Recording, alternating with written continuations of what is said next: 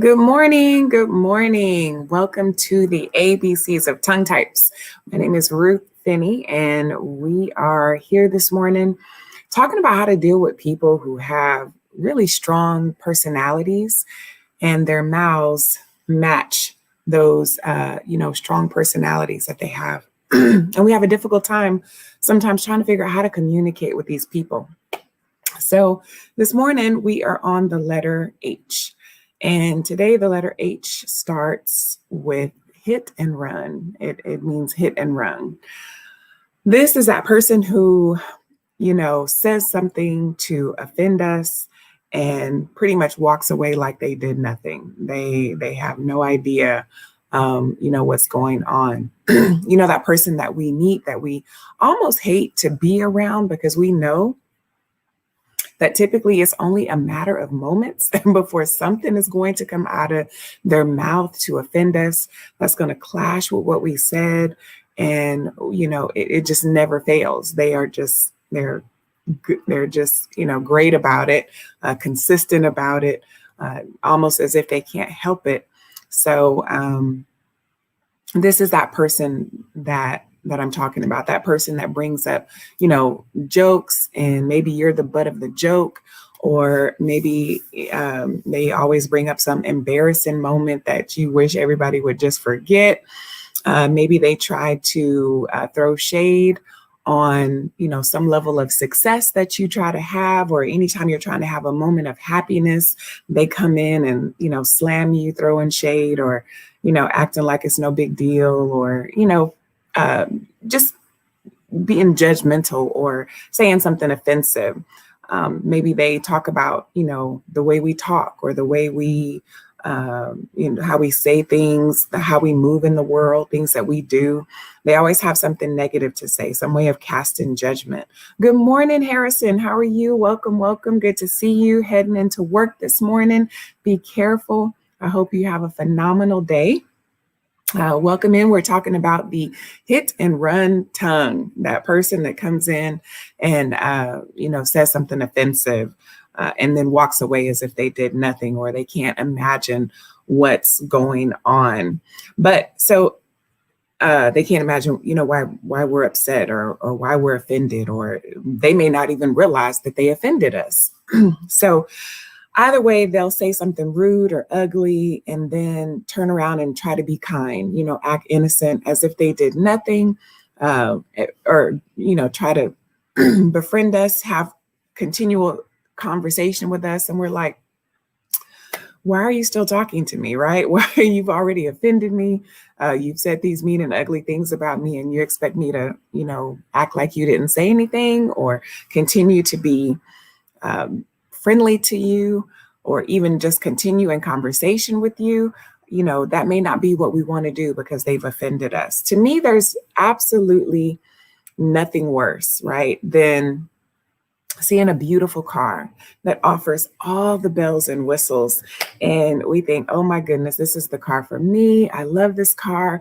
I want this car to be a part of my life. And you get the car, you bring the car into your life. And once you get it home, you realize that things are not quite what they seem with the car, right? So you turn on the air, expecting, this cool, refreshing air conditioning, and you get heat, right? It doesn't cool off. It doesn't, give you what you expected. Or it has beautiful seats, right? The interior is gorgeous. And you think, oh my goodness, look how beautiful these seats are. This is exactly what I want. This is exactly what I saw myself in. And then you realize that it's uncomfortable to sit in for long periods of time, right? It's okay for, short little, commutes. But if you have long rides, or, extend long places to go, you realize it's not very comfortable. And this is not exactly what I was hoping for. So you have a hard time being there for a long period of time.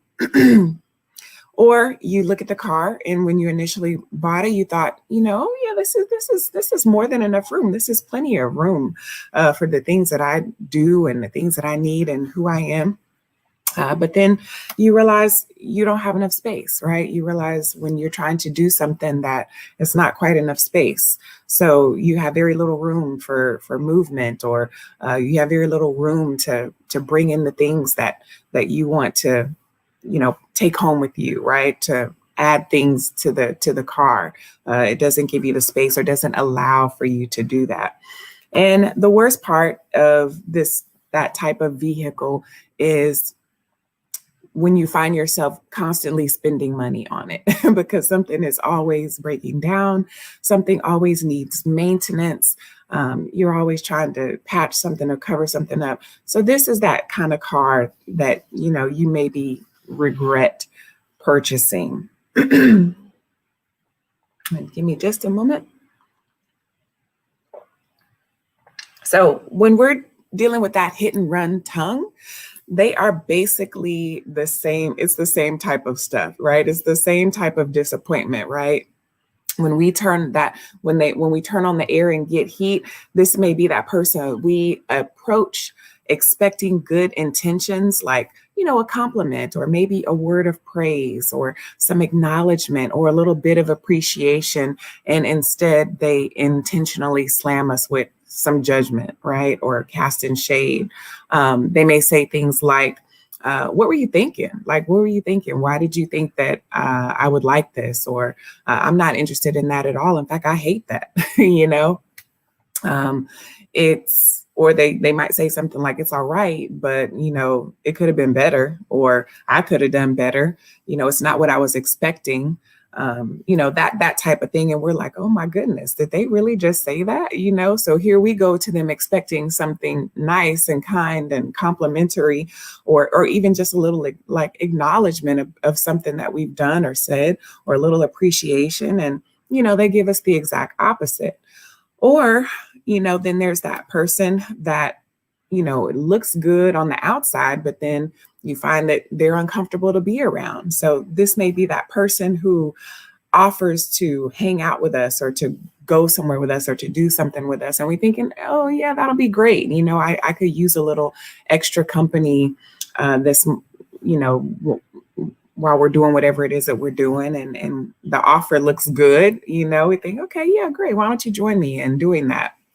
And we find that while we're with them, they spend the whole time complaining, right? Complaining about the event, or complaining about the place that we've gone, or they act irritated about every little thing that happens. Let's say we're out to dinner and they act irritated with the waiter, or the restaurant, or the table, or whatever, or the people that we're hanging around, or in the midst of, or whatever, right? They cast judgment on the people that are with us, or just around us. They have a negative demeanor. They talk negatively about everything. And we're just like, oh my goodness, like, this is not what I expected, right? Because they bring us down, and they make us start, second guessing why it is that we're doing what we're doing. Like, I enjoy this, but I'm not enjoying it with you. So this is that person where, things may look good on the outside, but then when we realize we're spending, extended periods of time with them, they're not so fun to be around, right? They're not so comfortable, and they're not so friendly, or good to be with. So that's that person. And they may say things like, why does this have to be? I don't like this, or can't you do something about it? Or I thought you would be able to, this is not what I expected. I thought you were a different type of person. They may say something like, who are these people you're hanging around? Why are these your friends? Or what kind of family members do you have here? That kind of stuff. So they'll be complaining, acting irritated, being judgmental, all that type of stuff. And so, I don't like hanging around these people because of this, that, and the other. That's the type of person that I'm talking about. So you feel very uncomfortable, and they make you even feel uncomfortable because they're so uncomfortable. It just takes over the whole experience with them.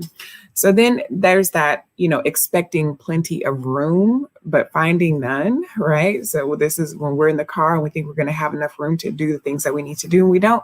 Well, this is that person who we thought we would be able to be close with, that we would be able to share, our lives with, that person, that we would be able to share important secrets even, or sensitive information with them.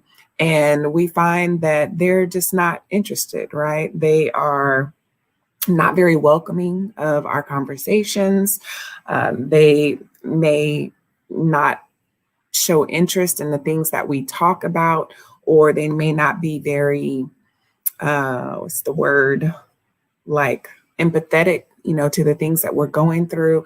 And we're trying to be close with this person. We're trying to include them in our thoughts and, in our minds and in our feelings and our emotions, and open our hearts to them. And they sort of slam the door in our face, right? Like they may act as if they could care less, right, about what it is that we're expressing, or they may respond with something negative, like, well, that's stupid, or why would you think that? Or, you know, maybe you should look at that differently, or they may not respond at all, right? They may go on and talk about something else, or act uninterested, or veer the conversation off into something else that they want to talk about. They may overtalk us, or dismiss the things that we're saying. And so we find that not only do we not have room to, we find that we don't have room to be ourselves. We don't have room to be ourselves in the relationship. And that can be very disappointing, or room to be ourselves in the marriage, whatever it is, because they're not what we thought it would. They're not open. They're not giving us the space. It's not the safe space that we initially thought that we would be able to have with this person. And so we tend to, shut down, or, ghost them, get out of their lives if it's just a relationship. But if it's a marriage, you tend to just shut down and not include them in the things, because you realize or feel that you're not welcome in the marriage. Like who you are, you're not able to be who you are because it's not accepted. And then the fourth one is like, when we're having to compensate for areas where they fall short, right? That's when we're having to constantly pay out because something's always wrong, right? So this is when we are having to compensate for the areas where they fall short. This is that person that you find yourself, because they have said something that offends the people that you care about, you find yourself having to cover for them. Meaning, you make excuses for them. You'll say stuff like, oh, well, they grew up this way and they didn't really mean it that way, or they don't really understand that. They're not familiar with that. They didn't grow up that way. And so we ask people to forgive their behavior, forgive the words that come out of their mouths. And we're constantly in that position, trying to compensate for their mouth and the things that they say, because they're offensive to the people who we love and care about. And if we're not careful, we fall into that pattern, and it becomes habitual, where rather than talking to them about what it is that they're doing and how offensive they're being, we compensate for it. We enable it. We try to make other people accept it rather than talking to the person, who we're with. So that's what I mean when I talk about, covering up for that people. So how do we communicate with this hit and run tongue? What are some things that we can do that will be better instead of allowing these things to just be and dealing with it? So that's what I want to talk about this morning. When we are looking at that person that gives us heat instead of air, that says something negative instead of positive, rather than getting mad about it, then we need to be able or be willing to reveal their malfunction. Okay. So basically, when I came to you, we have to be willing to say to them, when I came to you with this, I was hoping that, I was hoping for a compliment, or I was hoping for some acknowledgement. I was hoping for a word of praise, or a little acknowledgement, a bit of appreciation. And that's not what I got. And instead, you responded this way, and it made me feel this way. I made me feel uncomfortable. I was shocked that you responded this way. and talk with them about why it is they said what they said. A lot of times we have to be willing to be comfortable in letting people know what we need, because they don't, uh, even when we think they should know what we need. Like sometimes we think things are common sense. Like if I come at you this way, I don't expect you to come at me that way. But that may not be who they are. If their personality is different, if they didn't come from that kind of household, or if that's not what they grew up receiving, then sometimes they don't know how to give that. They don't know how to to express in ways that are positive. They only know negativity because maybe they were surrounded by negativity. So we have to open their thoughts to our perspective. And the only way that we can do that is by expressing to them, when I said this to you, this is what I was expecting. This is what I was hoping that you would respond with. But instead you said this, and it made me feel this way. And and kind of talk it out from there, and let them know what you would have liked to have heard. I would have hoped that you would have said this to me, or I would have expected a little bit of this, whatever it is that you wanted, and then see how they respond. Hopefully they'll be like, oh, okay, well, I didn't know that, or I don't know how to do that, or maybe they'll hopefully open up to you and let you know why that's difficult for them, or why they saw it differently. And they can talk with you about what they saw from it, because sometimes we can think that we're doing something with the best intentions and realize that the person is taking it completely opposite than how we're giving it. So we have to be willing to bring it to their attention, show them the malfunction, and try to see what the problem is and see if you can work on fixing it together. So the next one is when we're looking to spend time with a person, right? Have that life partner, that best friend, and yet we're finding that they're not necessarily so enjoyable to be around because of the things that come out of their mouths.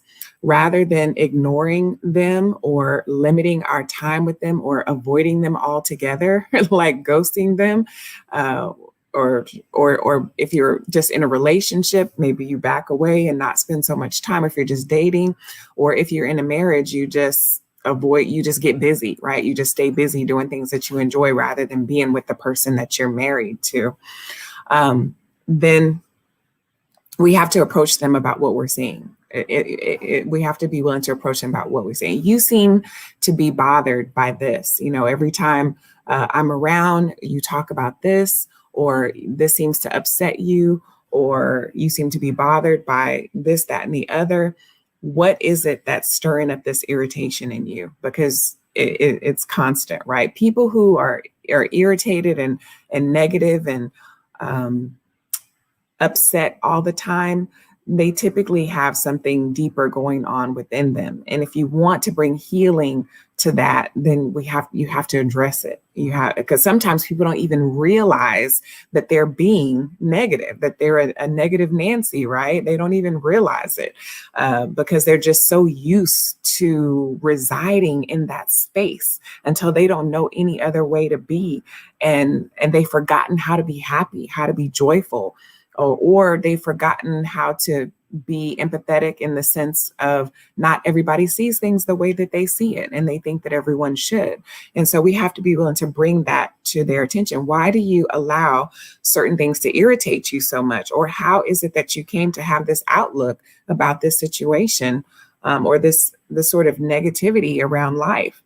And hopefully they will open up and talk to you about why they feel the way they do, or why things irritate them the way they do, or why they judge people the way they do. And then you all can communicate about that and let them know how that's coming across in the relationship or in the marriage.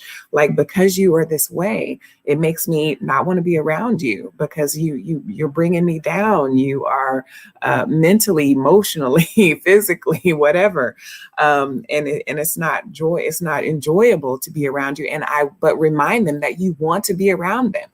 Don't make them feel like, they are people that you don't want in your life. Let them know I want to be in your life, but every time I'm around you, or I want to spend more time with you, but every time we're together, this is the perspective that you bring, or these are the things that you say, and it's a bit much for me, right? It's more than I can understand. It's more, so I need you to help me understand why you are this way, so to speak, right?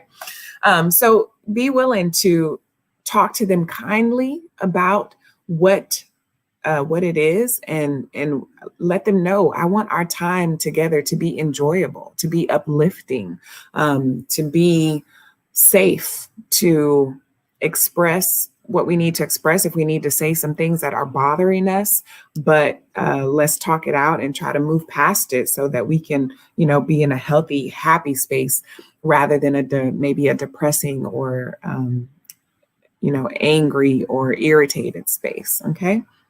So be willing.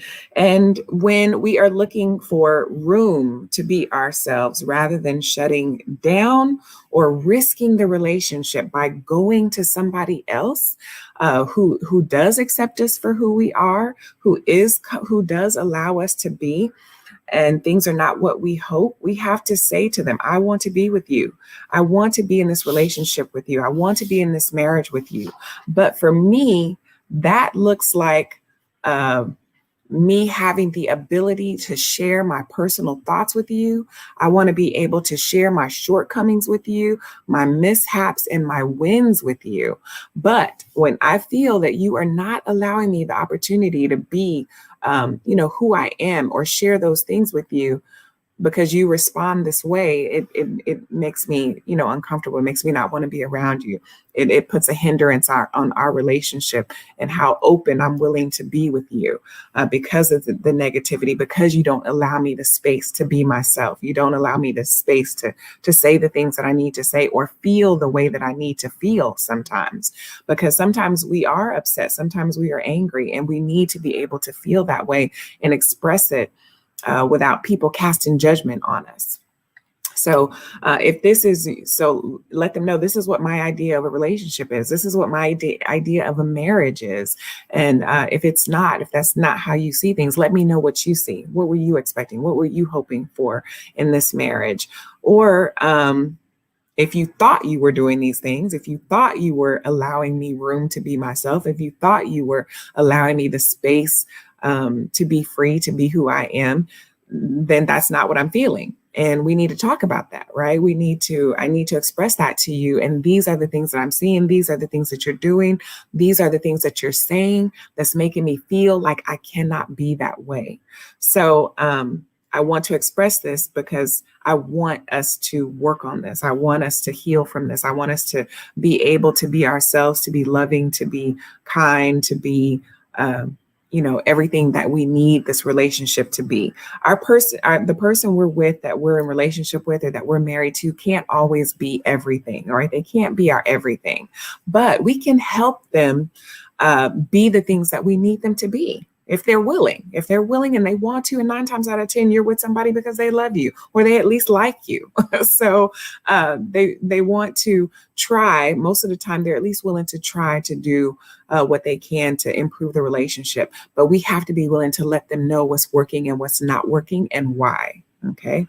And give them some suggestions if possible. If we know some things, then to give them some suggestions at what we think would be better, or what works better for you. Okay. And you find out what works better for them. That's what relationship is about. Learning each other and adjusting to each other and making room and space for each other and being enjoyable around each other. That's what relationships are about.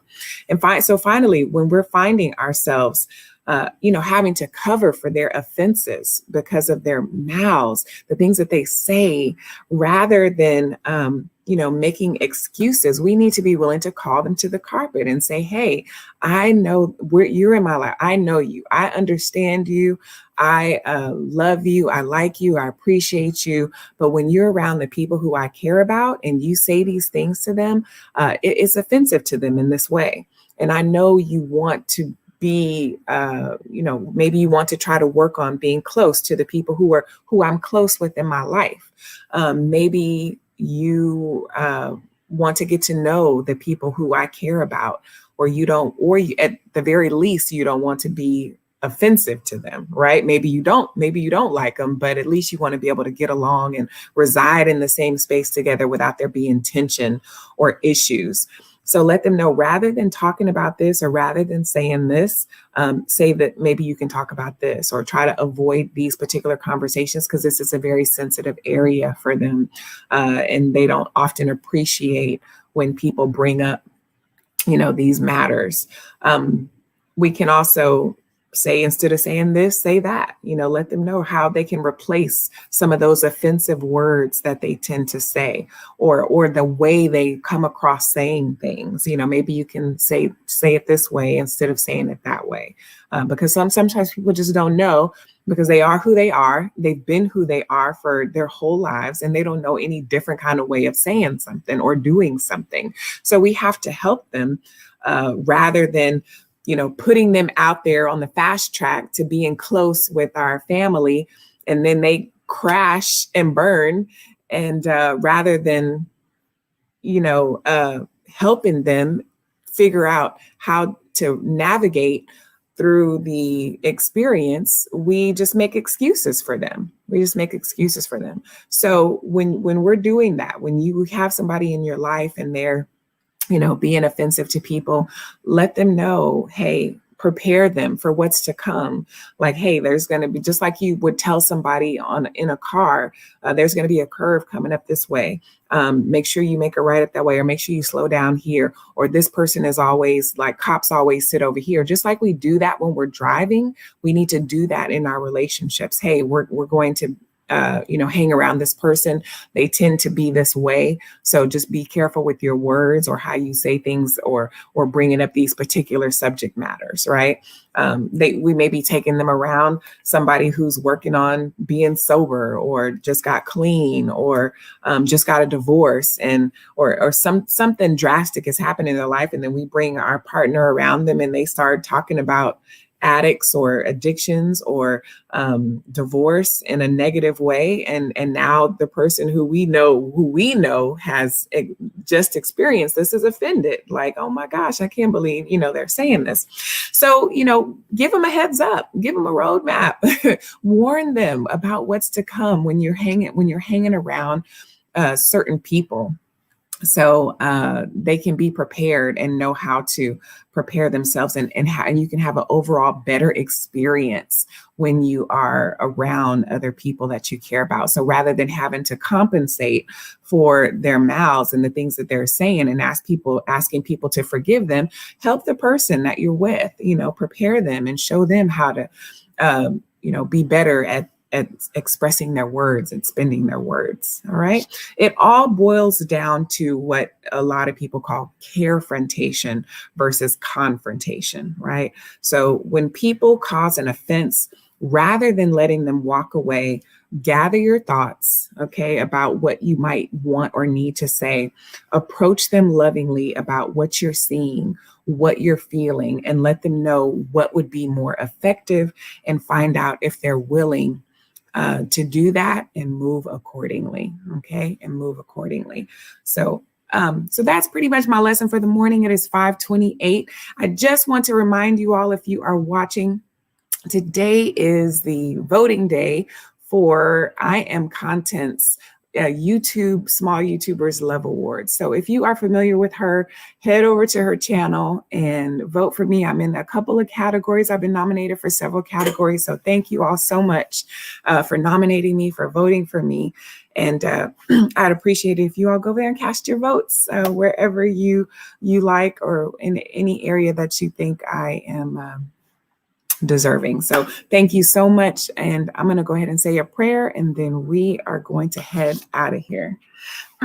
Father, thank you for this day. Thank you for your love, your grace, and your mercy. Thank you for waking us up this morning and allowing us to see a new day. Thank you for the opportunity to work on ourselves, to be open to getting things right, to finding healing, to learning how to deal with that hidden wrong tongue, that person that offends us. And rather than, bashing them or avoiding them or chastising them for the things that come out of their mouths.